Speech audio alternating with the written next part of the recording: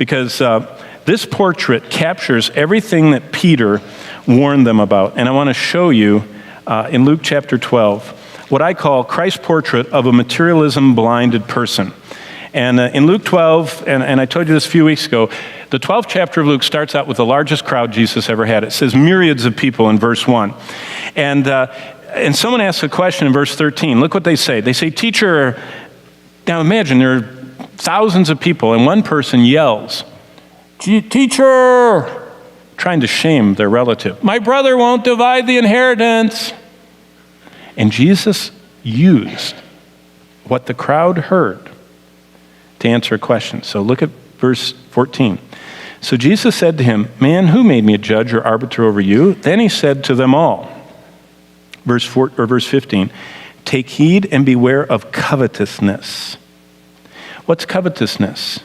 It's what I'm also calling materialism, that one's life does not consist in the abundance of the things he possesses. Materialism says your life is better if you have this and this and this and more and more and more. And then we begin coveting for it. Then he spoke, verse 16, a parable to them, saying, "The ground of a certain rich man yielded plentifully. And he thought within himself, saying, 'What shall I do, since I have no room to store my crops?' So he said, 'I will do this. I will pull down my barns and build greater, and I will store my crops and my goods.' And verse 19, 'I will say to my soul, Soul, you have many goods laid up for many years. Take your ease. Eat, drink, and be merry.' But God said to him, 'Fool, this night your soul will be required of you. Then whose will all those things be which you have stored up?' Verse 21, 'So is he who lays up treasure for himself and is not rich toward God.'" Whoa. That man was blinded by materialism. He was successful, and there's nothing wrong with success. In verse 16, he was diligent. He was looking at space and storage needs. In verse 17, he was conservative. He didn't blow it. He saved it. I mean, he was the quintessential thrift, you know. And verse 19, he was a retirement planner, and we all need to think about winter. You know, the danger was not what he was, but what he wasn't. There's nothing wrong with his resume. The problem was not his success, it was not his diligence, it wasn't his conservatism, it wasn't his careful planning for the future. All those elements are good and wise. The danger was not what he was, but what he wasn't. What's absent from the story is God. God is absent. He left God out of his thoughts. Look at verse 16 and 17. He thought within himself. He didn't think, what did God say? What does his word say? What does God want?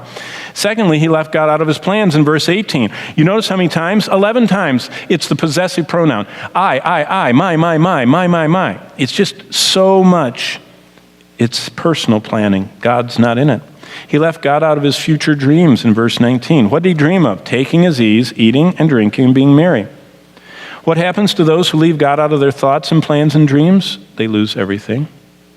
See, that's what Jesus is warning about. That's what materialism does. Well, then verse 22, he says, "So is he who lays up treasure for himself and is not rich toward God." What is rich toward God? It has two elements, and I want to close with these thoughts. First of all, it has divestment. Divestment means that you transfer the ownership of everything back to the rightful owner. All I have has come from God.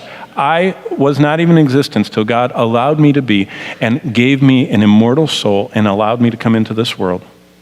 So I divest me ever thinking I own anything. It all belongs to him. Secondly, once you divest, you say, "Lord, since all of that is yours, my time, my life, my treasures, everything I have, my wealth, I want to invest it your way." Divesting the ownership and investing everything in my life for his glory. Now, it says in Revelation 3, there was a church that was, and I call this believers can get blinded by materialism, and we can. And the church in Laodicea was. And Jesus said, "You know what? You're rich, you're increased with goods, and you don't realize that you're poor and miserable and wretched and naked and blind. So I counsel you, ask me to fix your eyes." You know, this morning we should respond to what Peter heard and what Peter responded to. Jesus said, "Beware of riches. Divest yourself of thinking that they're yours. Say, Lord, they're not mine. I want to invest my life. Everything, including my body, belongs to you. And Jesus said, if you'll divest and invest, then you'll be rich toward me.